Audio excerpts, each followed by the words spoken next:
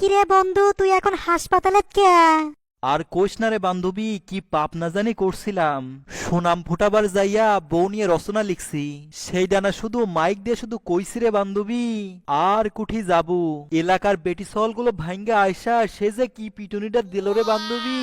মারি চোদনে 2 দিন ধরে হাঁকবার পারছিনি বান্ধবী, এই জন্য না ডাক্তার দেখাবার আসছি। তা তুই কি এমন রচনা লিখছু, আমাকে একটু শোনা তো।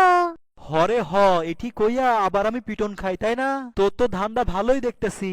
আরে পাগলা, আস্তে আস্তে কবু, আমি আর তুই খালি শুনতে পারলি হইল। আচ্ছা তাহলে শোন, রচনার নাম হচ্ছে বউ। বউ একটি আজব প্রাণী, এদের একটি নাক, 2টি কান এবং 2টি সন্দেহ চোখ আছে, যাহা দ্বারা স্বামীর কুকীর্তি ছাড়া এরা কিছুই দেখিতে পায় না। বিশেষ করে এরা স্বামীর মেয়েবাজি খুব ভালো করে দেখতে পারে।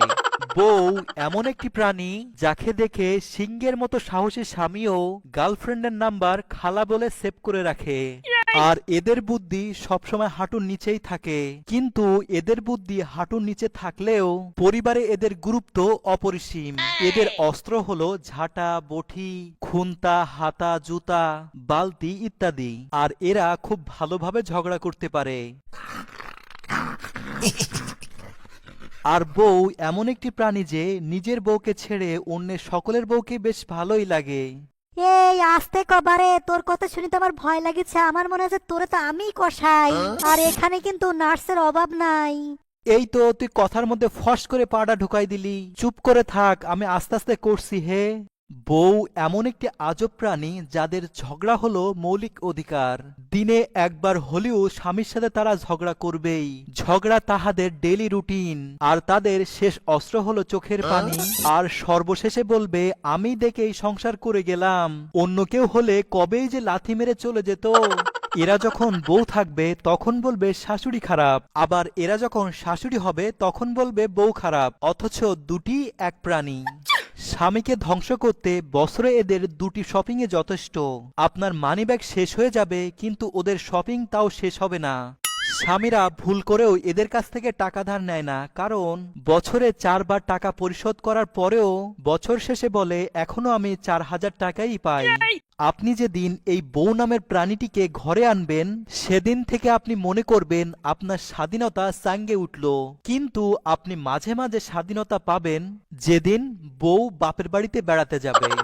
বউ অত্যন্ত একটি সাহসী প্রাণী, কারণ বর বিয়ে করতে যাওয়ার সময় কমপক্ষে 70 থেকে 80 জন মানুষ নিয়ে বিয়ে করতে যায়, কিন্তু বউ একাই আসে স্বামীর বাড়িতে। ও আরেকটা কথা বলাই হয়নি, বইয়ের ইংরেজি নাম হচ্ছে ওয়াইফ, WIFE, যার পূর্ণরূপ হচ্ছে উইদাউট ইনফরমেশন ফাইট এভরিওয়ান। তোর এখনো শেষ হয়নি, আর কত বড় বাড়ে। আমার কিন্তু ভয় লাগেছে, আর আমার কিন্তু রাগের গড়া জ্বলতেছে।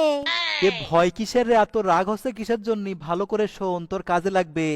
বউ 2 রকমের হয়। প্রথমত যারা রান্না বান্না করে, থালা বাসন মাজে, বাড়ির সব কাজ করে, তাদেরকে আমরা গুণবতী বউ বলি। দ্বিতীয়ত হচ্ছে যারা খায় দায় ঘুমায় আর হাগে, তাদেরকে আমরা অকর্মা বউ বলি।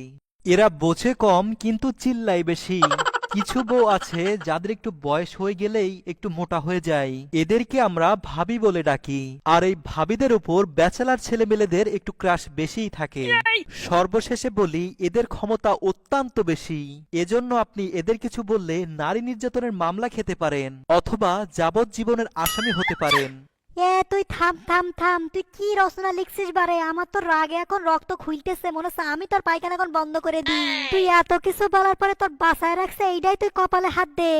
তবে বন্ধু, তোকে অনেক ধন্যবাদ। আমার এই কয়দিন ধরে পাতলা পায়খানা হচ্ছিল, কিন্তু তোর এই বউ রচনা শুনে আমার রাগের শোধনে পাতলা পায়খানা এখন বন্ধ হয়ে গেছে। আমার আর মনে হয় ডাক্তার দেখানো লাগবে না। তুই থাক, আমি গেলাম গা।